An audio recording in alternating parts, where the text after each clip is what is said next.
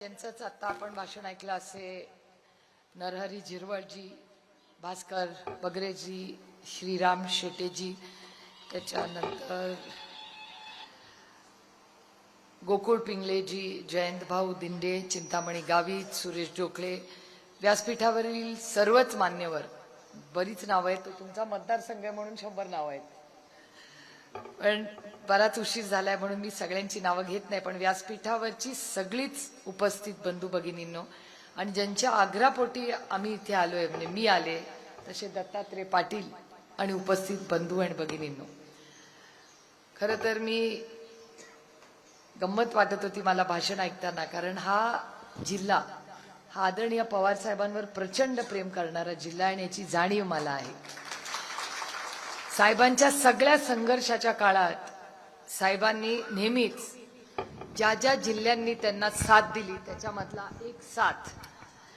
एक जिल्हा म्हणजे नाशिक जिल्हा, आणि त्यांचे ऋणानं बंद आहेत. ते नातं साहेबांचं आणि तुमचं आहे, त्या नात्यात मी देखील नाही. इतकं प्रेमाचं नातं आहे. घर गाव वस्तीमध्ये लोक या जिल्ह्यात लोकांना ओळखतात. आणि त्यानंतर भुजबळ साहेबांचं नेतृत्व, शेटे साहेब असतील, या सगळ्यांच्या प्रयत्नातून ही नाती गेले 6 दशकाची इथे राहिली आहेत. त्याच्यामुळे त्या नात्याला आणि तुम्ही आदरणीय पवार साहेबांनी जी संघर्षाच्या काळात साथ दिली त्याबद्दल मी तुमच्या सगळ्यांचे मनपूर्वक आभार मानते.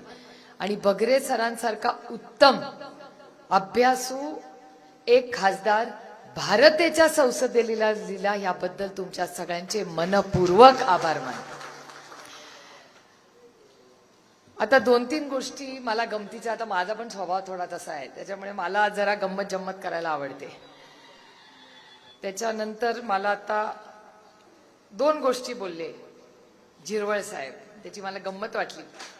3 गोष्टी खरं. आणि त्या गोष्टीत ते असं मगाशी म्हणाले की सर्व पक्षीय कार्यक्रम केला असता तर त्यांना जास्त मजा झाली असती. झिरवळ साहेब, प्रॉब्लेम असा आहे की तुम्ही आम्हाला पक्ष समजत नाही आणि आम्ही तुम्हाला पक्ष समजत नाही. लढाई कोर्टात चालू आहे, त्याच्यामुळे प्रॉब्लेम असा आहे. आणि जसे माझे वडिलांचे गुण आहेत ना माझ्यात, माझ्या आईचे पण गुण आहेत माझ्यात. त्याच्यामुळे कितीही कष्ट करावे लागले तरी चालेल, पण सत्याची बाजू सुप्रिया सुळे सोडणार नाही.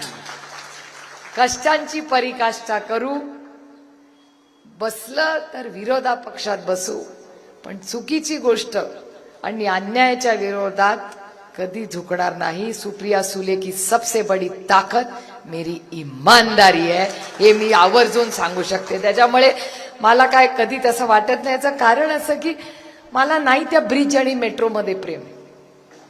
एखादा रस्ता उशिरा झाला, विकास काय असतो, माझा आयडिया ऑफ विकास आणि ह्या सरकारचा आयडिया ऑफ विकास मध्ये खूप अंतर आहे. ह्यांना वाटतं रस्ते केले, मेट्रो गेली, मोठे कॉन्ट्रॅक्टरांकडे गाडी नाही, विमान आलं की देशाचा विकास झाला. देशाचा विकास त्याच्यातून होत नाही. तेव्हा ह्या इथे बसलेल्या आहेत ना, ह्या महिलेची जेव्हा काचेची बांगडी एक सोन्याची होईल ना, त्याला मी विकास म्हणते. जेव्हा इथे शेतकरी जो बसतो त्याच्या कांद्याला जेव्हा भाव येतो आणि पवार साहेब ताकदीने पार्लमेंटमध्ये म्हणतात की ओ करा माझा विरोध. भारतीय जनता पक्षाने 10 वर्ष सलग आदरणीय पवार साहेबांचा विरोध केला आणि साहेब म्हणायचे द्या माझ्या विरोधात घोषणा, पण मी कांद्याचा भाव पडू देणार नाही नाही नाही. आता जरा कांद्याचा भाव झाला की आमचे बगरे सरांचा मूड खराब असतो. बगरे सर येतात, मला कांद्यावर बोलायचं. म्हटलं अहो सगळेच खासदारांना बोलायचंय. नाही नाही, माझ्या कांद्याचा भाव पडलाय, मला भाषण करायचंय. तुम्हाला विचारा, दर सेशनला एक तरी कांद्याचा भाव पडला ना पडला, थोडा कमी जास्त, मग ते पियुष गोयलला गाठ. मी तुम्हाला सांगते, खासदार एक अतिशय सुसंस्कृत खासदार तुम्ही निवडून दिलेला आहे. लढाई तो होती रहेगी. आमचे वैचारिक मतभेद सगळ्यांची आहेत, वैयक्तिक मतभेद कुणाशी नाही, माझे तर कुणाचीच नाही. झिरवळ साहेबांची मैत्री भारतीय जनता पक्षाची जितकी नसेल त्याच्याहून जास्ती माझे कौटुंबिक संबंध असतील तिकडे, पण कौटुंबिक संबंध अंदर काय म्हणतात त्याला, उमऱ्याच्या आत. उमऱ्याच्या बाहेर मग आपली तलवार ऑलवेज रेडी. आपला विचार तिथे पाहिजे. घरी या, स्वागत करू, आदर करू, सगळं करू, सगळी नाती जपू. आणि माझ्याशिवाय नाती जपायला कोणाला ताकद नाही, एवढं ताकदीने म्हणून. ते आम्ही महिलांमध्ये तो गुणच आहे. आपल्याला सहन का हो वहिनी बसल्यात बिचाऱ्या येतात दिल्लीला, बिचाऱ्या बरं नव्हतं तरी फरफडत होते आमचे भाऊ तिकडे वहिनींना. आमच्या वहिनी आल्या होत्या, मग डॉक्टरकडे नेलं, नवऱ्याचं सगळं व्यवस्थित कर्तव्य केलं. आज वहिनी एकदम बेस्ट दिसत आहे तिथे आल्यावर, मला किती आनंद वाटतो त्यांच्याकडे. पण खरंच या सगळ्या महिला आहेत ना, या सगळ्या कष्ट करणाऱ्या आहेत, सहन करणाऱ्या आहेत. त्याचे पण सहन करायला पण एक परिसीमा असते. जेव्हा तुम्ही डायरेक्ट हल्ला आमच्या शेतकऱ्यावर करला ना तर नाही चलेगा. आता इथे या भागामध्ये सगळ्या अनेक प्रक्रिया करता तुम्ही शेतीवर अनेक प्रोडक्ट्स आहेत, कुठलं चांगलं वाईट ह्याच्यात मी पडत नाही. पण मला एक सांगा, आता जो मी हा थोडासा वेगळा विषय बोलतेय, शेटे साहेब तुम्हाला ह्याच्यात जातीने लक्ष घालावं लागेल, कारण का भगरे साहेब लक्ष घालतायत. आता तुम्हाला असं वाटतंय ट्रम्प काय बोलतोय माझ्या आयुष्यात काय फरक पडणार आहे? तुमच्या आयुष्यात पिंपळगावमध्ये, खेडगावमध्ये जो निर्णय तिथे ट्रम्प घेतील त्याचा तुमच्या आणि माझ्या दैनंदिन आयुष्यात फरक पडणार आहे. आपली द्राक्ष जाणार का नाही, तुमच्या वायनरी चालणार का नाही, हे सगळं, किंवा तिथला माल इथे येणार का नाही, हे सगळं. इतके वर्ष 70 साल में तुमने क्या किया, मला प्रश्न विचारतात ना भारतीय जनता पक्ष, मी त्या मला उत्तर देते. 70 वर्षात त्या अमेरिकेला एकही शेतीच्या दातात पाऊल ठेवलं नाही. हे 70 वर्षात आम्ही काँग्रेस पक्षाने केलंय. कधी नाही येऊ दिला अमेरिकेला. का आता सगळी गप आहेत? ते ट्रम्प रोज येत आहे म्हणते मीच थांबवला तुमचं युद्ध, मीच थांबवलं तुमचं युद्ध. इथून एक तरी उत्तर जातं का? अरे सब कुछ पता है मुझे. पण हे माझा स्वभाव तुमच्यासारखा आहे, सगळं पोटातलं ओठात आणायचं नसतं. फुर्सत से कभी बघाऊंगी जब वक्त आएगा की कसं थांबलं. अरे ठीक आहे, आता सत्ता असेल त्यांची, पण हम भी किसी से कम नाही. नंबरनी कमी असू पण इमानदार जास्त होत आणि आमच्या विचाराशी निश्चयने राहतो आम्ही. याचं कारण तुम्ही बघा, 300 खासदार उतरले होते की नाही रस्ता? कुठल्या चॅनलनी दुसरं काय दाखवलं का? कुणासाठी उतरलो होतो आम्ही? फक्त आमचं काम नाहीये त्याच्यात, आम्ही आलोय निवडून. का उतरलो होतो आम्ही? कारण काय लोकशाही टिकलीच पाहिजे या जगात. तुम्ही नाही आम्हाला भीती दाखवू शकत. क्या कर लोगे? जेलमध्ये टाकेल, फाशी द्याल, पुढे काय कराल? विचारचा आमचा थांबू शकत नाही तुम्ही. त्यामुळे ही लढाई वैयक्तिक नाहीच आहे, ही लढाई वैचारिक आहे.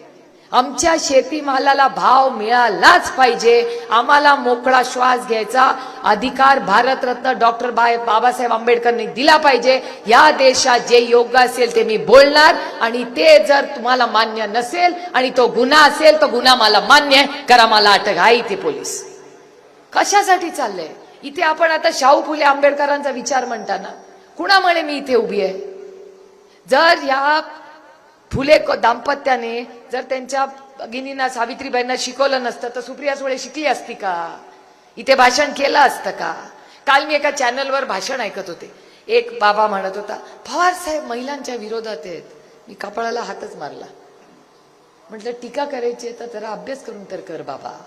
50 वर्षापूर्वी, थोडंसं वय चोरतीये, पण 50 वर्षापूर्वी ज्या माणसाने एका मुलीवर ऑपरेशन स्वतःच केलं, माझं आईचं नाही केलं, याला पुरोगामी विचार म्हणतात का? तुमच्या बुरसटलेल्या याला विचारी म्हणतात.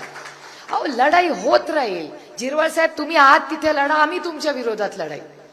पण एका सशक्त लोकशाहीमध्ये जसं तुम्हाला अधिकार आहे तुम्ही केलेल्या कामाचा सांगायचा, आम्हालाही अधिकार आहे ना तुम्हाला कांद्याचा भाव मागायला. तो तुम्हालाही आहे. तुम्ही तुमचं काम चांगलं सांगा, आम्ही विरोधक म्हणून, सशक्त विरोधक म्हणून काम करू. मला काही चिंता वाटत नाही. आणि मी तुम्हाला सांगते, दिल्लीमध्ये विरोधकांची कामं जास्त होतात, कारण का ते म्हणजे येऊन परत बडबड करत बसणार पार्लमेंटमध्ये. मग आपला नेता आपल्याला रागवणारी सारखीच का लढते? विचारा सर, इथे बसलेत, तुमच्या इथे काय परिस्थिती आहे माहिती नाही, पण जल जीवन मिशन मध्ये माझा आरोप आहे हा, आणि रेकॉर्ड करून ठेवा. कारण का आता इथे नाशिकचे लोक जरा काय बोलले की केस करतात. मला काही केसची भीती वाटत नाही. करा केस, अब्रू नुकसानीचा दावा लावा. कसली अब्रू? तुम्ही खेळत होता पत्ते, काय मी खेळत होते कामावर पत्ते? म्हणजे गुन्हा मीच करायचा, कामावर पत्ते मीच खेळायचे, आणि मीच म्हणायचो ताई कसं काय अब्रू काढली माझी? अरे मामी नाही काढली बाबा, तुझ्या मागे जो तुझ्याच विचाराचा माणूस बसला होता त्यांनी तुझी अब्रू काढली, मी नाही काढली. तुम्ही विचार करा. आता तुम्ही इथे बसलाय, तो बाबा तुमच्या मागचाच काढणार ना व्हिडिओ. आता तुम्ही बसता, आता मी सांगते आम्ही कसे बसतो, वगैरे सर वगैरे आम्ही सगळे ह्या बाजूला, आणि ते भारतीय जनता पक्ष आणि त्यांचे मित्र पक्ष समोर. आता मी पत्ते बित्ते खेळत नाही, मी घरी पण खेळत नाही, मला वेळच नसतो. पण जो कोणी व्यक्ती आमच्या बाजूचा म्हणूया तो पत्ते खेळायला लागला तर काय समोरचा व्हिडिओ काढणार आहे का? मागचाच काढला ना. मग तुमचा कार्यक्रम आम्ही केला का तुमच्याच माणसाने केला? मग अब्रू नुकसानीचा दाबा माझ्या रोहितवर टाकायचा का जो काढला त्याच्यावर टाकायचा? अरे अरे कुछ कर बरं की का? बरोबर बोलते का? पटतंय की नाही? जी आता इथे पत्ते खेळत बसल्या ती मागची बाईला धरा. माझी काय चूक त्याच्यात? मी समोरून भाषण करते आणि मी सुप्रिया सुळे, जो वार करूंगी सामने से करूंगी, पीछे से नहीं करूंगी, कभी नहीं. जे बोलायचं डंके की चोट पे बोला. आपल्या मागे ना ईडी ना सीबीआय ना भानगडी. खाली हात आहे और खाली हात जाएंगे. काय करायचंय आपल्याला? आणि मला एका माणसाने चांगली गोष्ट सांगितली. त्यांनी मला विचारलं, अंबानी कसली कोशिंबीर खाता हो? काकडीचीच खात असतील. तू कशी खाते? म्हणलं काकडीचीच. ताई तुम्ही कशाची खाता?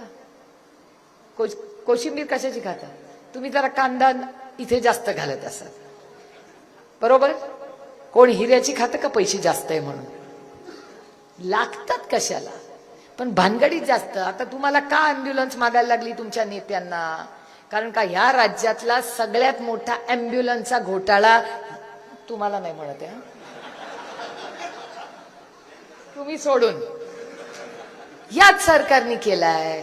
सगळ्यात मोठा अँब्युलन्सचा घोटाळा. आणि तो घोटाळा काढल्यानंतर सगळ्या अँब्युलन्सच्या घोटाळ्यावर स्टे ठेवायला लागला या मुख्यमंत्र्यांना. म्हणून तुम्हाला तुमच्या नेत्याला अँब्युलन्स मागावी लागतेय. कारण का साहेब घोटाळे में अडका हुआ है मामला. आणि मी एकटी म्हणत नाही, घोटाळे रोज घोटाळे काढतात. मी तर कंटाळून गेले. मला एक तर निगेटिव्ह बोलायलाच आवडत नाही. चांगलं बोलावं. पांडुरंगाची मी रामकृष्ण हरिवाली आहे. फक्त माळ घालत नाही कारण कधी कधी खाते. मग खरं बोलते बाई, मी काय त्यांच्यासारखी खोटी बोलत नाही. आणि खाल्लं माझा पांडुरंगाला चालतंय. तुम्हाला काय प्रॉब्लेम आहे?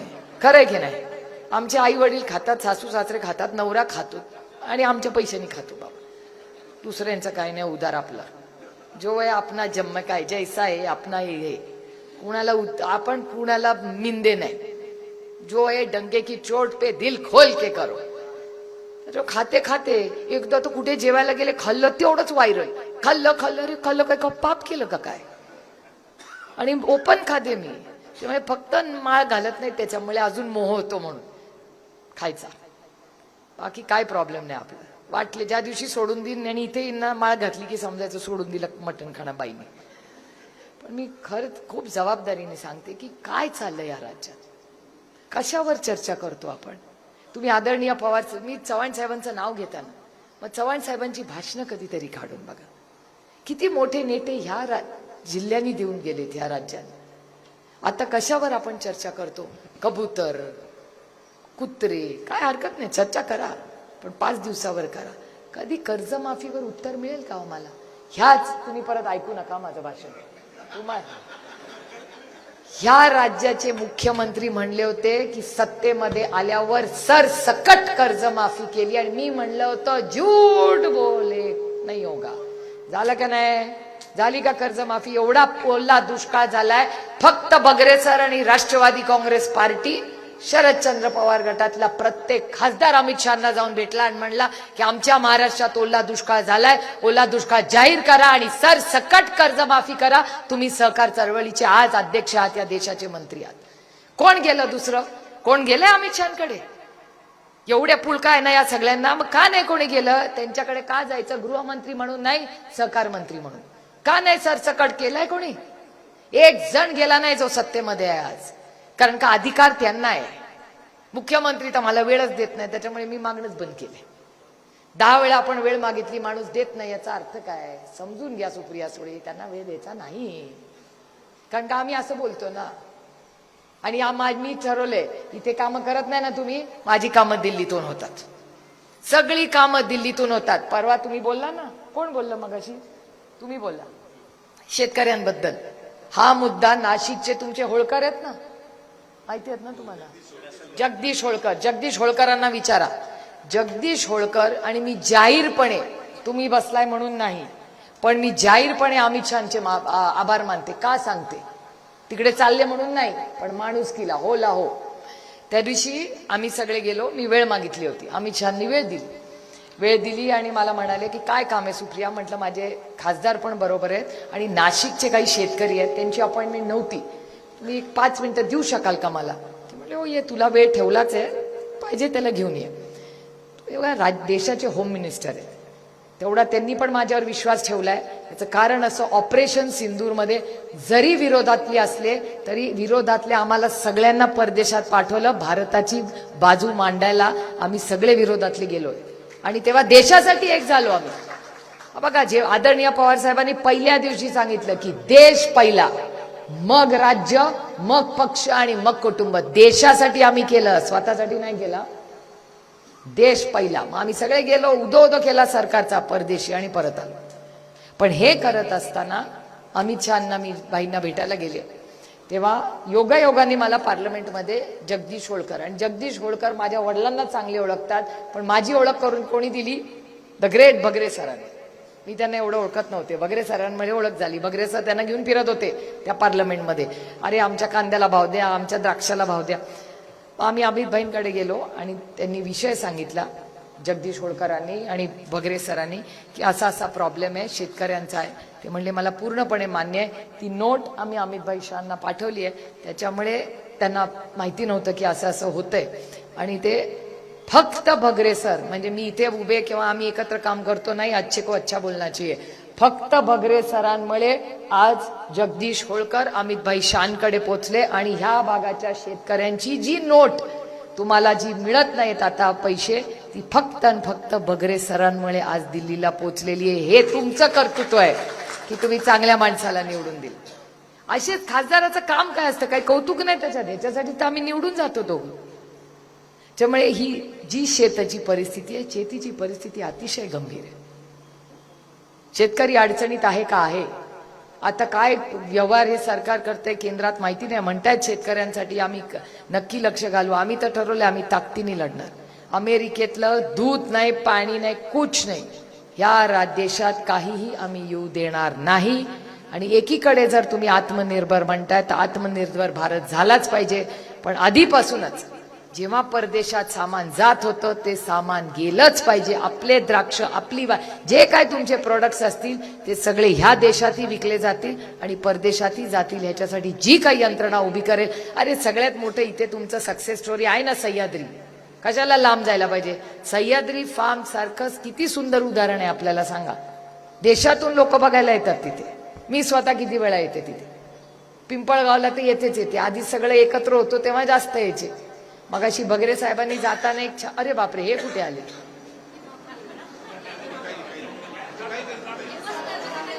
हा, मला नाही भीती वाटत. मला वागायचं चांगलं शांत.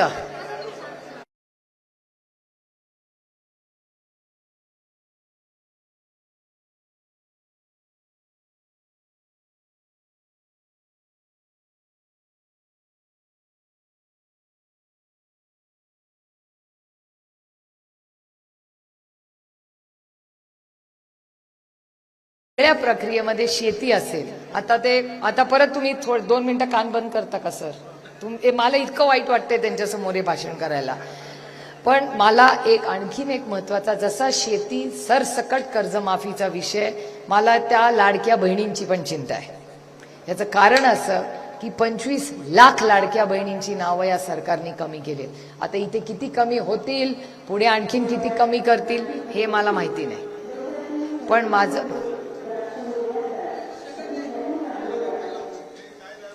पण माझी सगळ्यांना विनंती आहे आणि माझी तुम्हाला मनापासून विनंती आहे, जिरवळ साहेब आपण कॅबिनेट मंत्री आहात, आपण कॅबिनेटमध्ये ताकदीने याचा विरोध केला पाहिजे.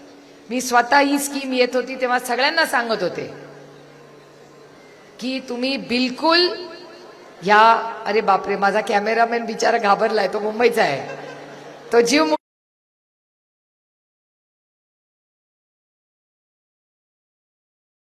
जिम्मेदारी.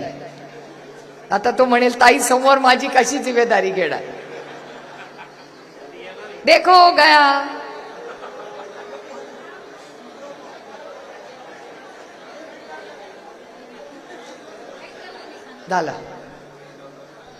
झालं सेटल. त्या मावशी ताई तर दर्शन घेत आहेत. घाबरू नका, खरंच तुम्ही हलू नका ताई. हल्ला नाही तर तो काय करत नाही. माझी विनंती आहे या सरकारला की तुम्ही लाडकी बहीण योजनेमध्ये स्कीम केली तेव्हाच मी म्हणत होते की राज्य आर्थिक अडचणीत आहे तर मी लक्ष घाला. तेव्हा इलेक्शन होतं तेव्हा कशी ना पैसे वाटले जात होते.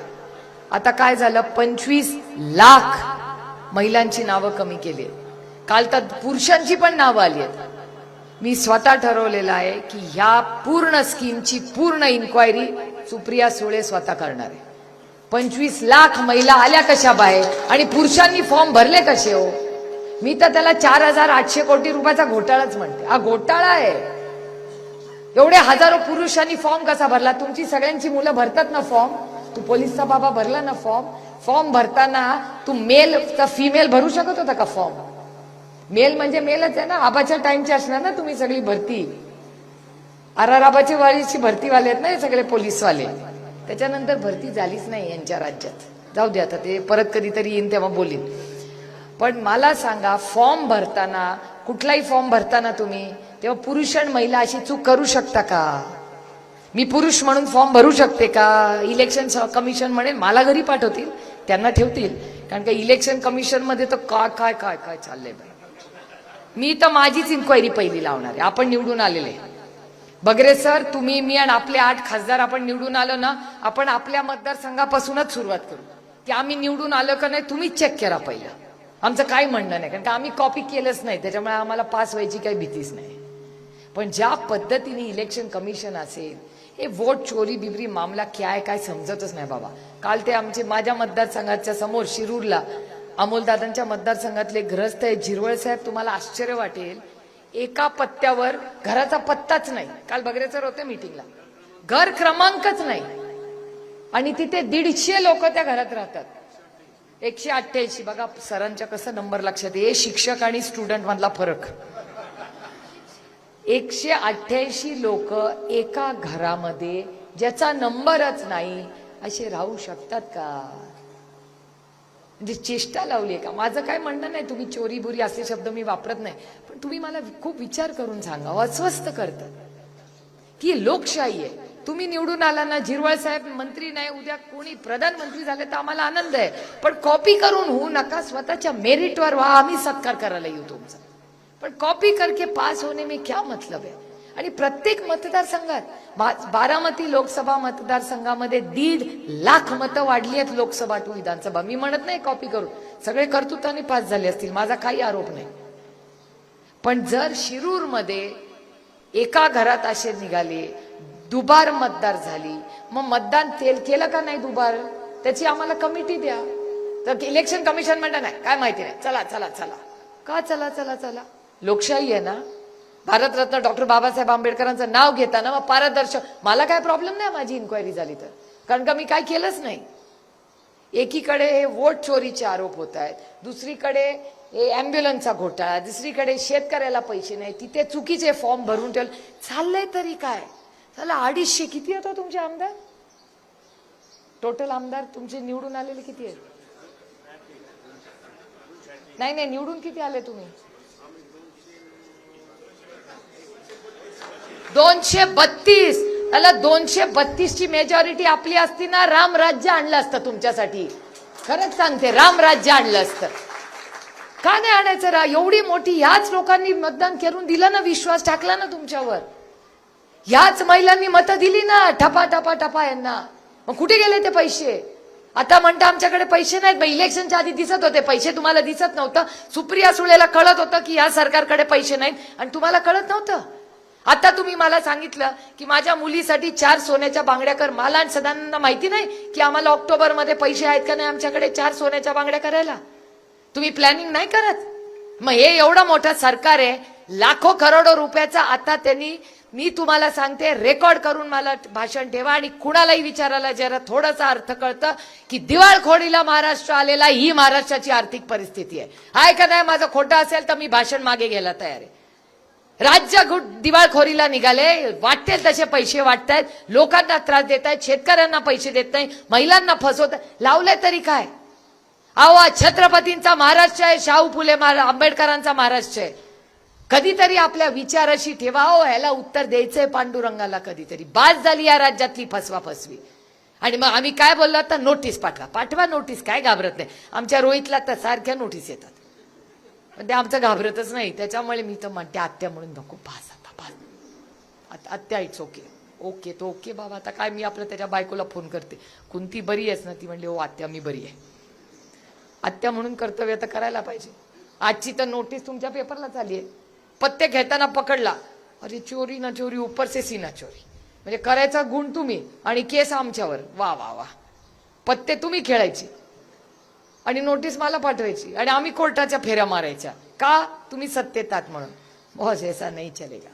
वो जमाना था, जमाना है. कष्टांची कष्ट करू, लढू, शेवटच्या माणसापर्यंत जाऊ. पण आमचं सत्य, सत्य मी भुजबळ साहेबांचं स्टेटमेंट मी कधी आयुष्य विसरणार नाही. भुजबळ साहेब जेलमधून बाहेर आले होते ना, तुम्हाला आठवत असेल त्यांनी एक स्टेटमेंट केलं होतं की सत्य पराजित हो सकता है, परेशान हो सकता है, लेकिन कभी भी पराजित नहीं हो सकता. त्याच्यामुळे आम्ही सत्याच्या बाजूनी आहोत. त्याच्यामुळे आम्ही परेशान करा, पण आम्ही परेशान होतच नाही, तो भाग वेगळा. कारण का लढाई में बहुत मजा आहे. मला आता वाटतं पवार साहेब मला ना नेहमी सांगतात की माझा 60 वर्षामध्ये, माझ्या करिअरमध्ये 30 वर्ष विरोधात गेली, 30च वर्ष सत्तेत होती. योगायोगाने 30 वर्ष सत्तेत असताना खूप चांगले निर्णय घेतले त्यांनी. मगाशी तुम्ही म्हणला तुमच्या मिसेस जिल्हा परिषदच्या अध्यक्ष झाला, कोणी घेतला तो निर्णय? तुमच्या सगळ्यांच्या आशीर्वादामुळे तो पवार साहेब निर्णय घेऊ शकले. तुमच्या आशीर्वादाने मुख्यमंत्री 1 नाही 4 वेळा झाले. तुमचा आशीर्वाद आहे. आजही जे जे फिरतात ना सगळीकडे, तुम्हीच त्यांचा टॉनिक आहात. तो डॉक्टर काय कामाचा नाही, तुम्हीच त्यांचे टॉनिक आहात. डॉक्टर पण मला म्हणतो, तुम्ही मगाशी म्हणला साहेबांना लागलं तरी ते फिरले, कारण का ते औषधांनी बरे होत नाही. ते तुमचे चेहरे बघितलेच की साहेब बरे होतात. कांद्याचा भाव वाढला, साहेबांचा मूड चांगला. दुधाला भाव आला, मूड चांगला. त्यामुळे हे सगळं नाती नाही, आम्ही लोकप्रतिनिधी आहोत. अय सत्ता पुढे मागे पोलीस, वो जमाना गया वो जमाना था. आम्ही तुमची सेवा करण्यासाठी तुमचे लोकप्रतिनिधी म्हणून, तुमचा आवाज म्हणून दिल्लीला जातो. तुम्ही आदेश करा आणि त्याप्रमाणे हा राज्य आणि देश चालेल. घाबरू नका कुणाला. आपण मराठी माणसं आहोत.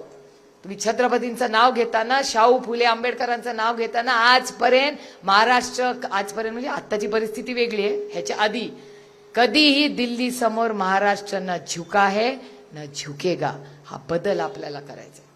त्यामुळे आज जी हालत महाराष्ट्राची आहे ना, ही दुर्दैवी आहे. त्याच्यात बदल घडवायचा आहे. कारण का मी जरा कॉम्पिटिटिव्ह आहे बाय नेचर. मला नेहमी असं वाटतं की माझ्या राज्याचं नाव प्रत्येक गोष्टीत 1 नंबरलाच देशात असलं पाहिजे. आता कशात 1 नंबर आहे आपण? कशातच नाही. म्हणतात माननीय मुख्यमंत्री ह्याच्यात पुढे त्याच्यात पुढे. अरे आम्हाला नोकऱ्या मिळतात का? मिळतात का पोरांना नोकऱ्या? मला सांगा. 2 कोटी नोकऱ्या दर वर्षाला येणार होत्या, कुठे आल्या? नाही ना, पदरात पडल्या आहेत, त्यांच्या चालल्या आहेत. इन्फोसिसनी 12,000 मुलं काढली आहेत मागच्या आठवड्यात माझ्या लोकसभा मतदारसंघात. हिंजवडी असतील का कुणाची मुलं? विचारा नातेवाईकांना फोन करून. खूप अडचणीत आहे, संघर्षाचा काळ आहे. आणि म्हणून मी झिरवळ साहेब तुम्हाला विनंती करते, पुढच्या वेळेस कॅबिनेटमध्ये जाल ना तर सांगा या सरकारला, आमच्या वतीने सांगा, आमचं दुःख सांगा. कारण का हे इनकमिंग बंद आहे या सरकारचं. हे सत्ता आउटगोईंग चालू असतं. लोकांच्या सुखदुःखात नसतं हे सरकार. हे फक्त मोठे कॉन्ट्रॅक्टर, छोटे कॉन्ट्रॅक्टरचा यांचा काय संबंधच नाही. जल जीवन मिशन मध्ये काय झालं या राज्यात कोणीतरी सांगावं. तुमच्या गावात झालेत का चांगल्या दर्जाची कामं? पूर्ण झालंय का जल जीवन मिशन? हे इन्क्वायरी किती मागितल्या तुम्ही CR पाटलांकडे? विचारा यांना. जल जीवन मिशन मध्ये प्रॉब्लेम, रस्त्यामध्ये खड्डे. आज तर कंबर धरतच पोचले नाशिकला. किती रस्ता खराब झालाय, मला काय गरज आहे का त्याची? मग मोठा समृद्धी मार्ग झाला, पण माझ्या गावाचे खड्डे नाही ना. किती वेळा मी वर्षातून 4 वेळा समृद्धी मार्ग काढणार आणि माझ्या गावाचा रस्ता रोज फिरणार. मग समृद्धी मार्ग पहिला का गावाचा रस्ता पहिला? मग कुणासाठी हे मोठे मोठे रस्ते करताय? मुंबईमध्ये एवढे मोठे रस्ते झाले, अरे सामान्य माणूस अजून त्याच ट्रेनमध्ये धक्के खातोय. त्यामुळे या सरकारचं जे विजन आहे कळत नाही. हा पहिला सरकार असेल जिथे शेतकरी आत्महत्या दर 3 तासाला होतात. तुमच्याच कॅबिनेटमध्ये मकरंदाबा बसतात ना, त्या मकरंदाबाचं स्टेटमेंट आहे, दर 3 तासाला या महाराष्ट्रात जानेवारी महिन्यापासून आतापर्यंत दर 3 तासाला 1 शेतकरी आत्महत्या करतो. विचार करा. ज्यांनी जल जीवन मिशनची कामं केली त्यांनी आत्महत्या केल्या. त्याच्यानंतर शिक्षकांनी आत्महत्या केल्या. जेव्हा 5,000 शिक्षक महाराष्ट्राचे मुंबईला उतरले, रोहित, मी आणि आदरणीय पवार साहेब गेले. ज्या वेळेस पवार साहेब गेले 1 तासाने मुख्यमंत्र्यांनी त्यांना बोलून घेतलं. अरे मग दरवेळेस पवार साहेब उतरल्याशिवाय आम्हाला न्यायच मिळणार नाही या राज्यात. मग कशासाठी 226 लोक निवडून आलाय तुम्ही? मग पवार साहेबांना चालू दे ना राज्य, तुमच्याच्यानी होत नसेल तर. सारखं त्यांनीच निर्णय घ्यायचा प्रत्येक गोष्टीचा. 226 आमदार येतो. माझी लढाई यांच्याशी कुणाचीच नाही. त्यांना जे योग्य वाटलं त्यांनी ते केलं, जरूर करावं. तुम्हाला शुभेच्छा आहेत माझ्या. पण माझी लढाई वैचारिक लढाई आहे. मगाशी ते म्हणताना म्हणाले एक गोष्ट, आणि त्याचं उत्तर देऊन मी माझं भाषण संपवणार आहे. ते भगरे सरांना म्हणाले की तुम्ही माझं नाव घेतलं असतं तर मला जास्त आनंद झाला असता. आणि जुळवून घ्या. जुळवून ना झिरवळ साहेब, दोन्ही बाजूनी घ्यायचं असतं. नातं दोन्ही बाजूनी चालतं, एका बाजूनी नाही चालत. नवरा बायकोला पण ना सायकल दोन्ही सायकलनी, दोन्ही यांनी चालते.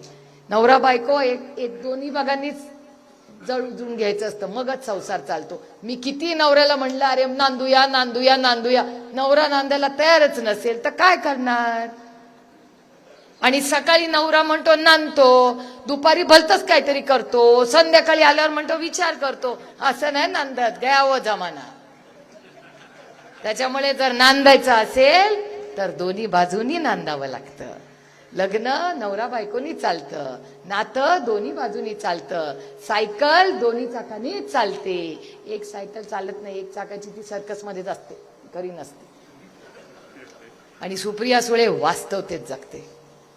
नाती जपायची असते ना, जातं तोडणं सगळ्यात सोपं असतं, नातं जोडून ठेवणं त्याच्यातच गंमत असते. आणि शेवटी तीच असतात. किती सत्ता असू दे, किती पैसा असू दे, शेवटी माणसंच लागतात. लग्न करा, माणसं, घरात कोण नाही झालं तरी माणसं.